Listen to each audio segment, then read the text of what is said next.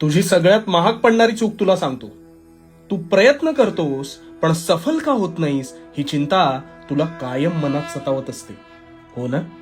आता यातून मार्ग कसा काढायचा हे मन लावून शांतपणे. तू एखादी गोष्ट चांगल्या भावनेने सुरू करतोस पण त्यात अपेक्षित यश मिळत नाही. मग हे माझ्याच बाबतीत होतंय का हा विचार करून खचून जातोस. मुळात तुला वाटतं की तू आज एखादी गोष्ट सुरू केलीस की अल्पावधीत तुला यश मिळेल. इथेच तू चुकतोस. अरे, फळाची अपेक्षा न करता कार्य करत राहा. धडपडशील, लागेल, पण हे सगळं तुला पचवावंच लागेल.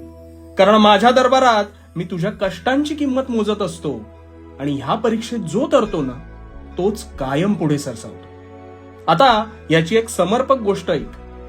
2 मित्रांना एका ठिकाणी हिऱ्याची खाण आहे असं कळलं आणि क्षणाचाही विलंब न लावता त्यांनी आशेने तिथे खणायला सुरुवात केली.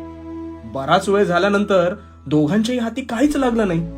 त्यामुळे एकाने आशा सोडली पण दुसरा मात्र न थांबता खोदत राहिला आणि पुढच्या क्षणी असंख्य हिऱ्यांचा खजिना हा त्याच्या हाती लागला. यावरून काय कळलं?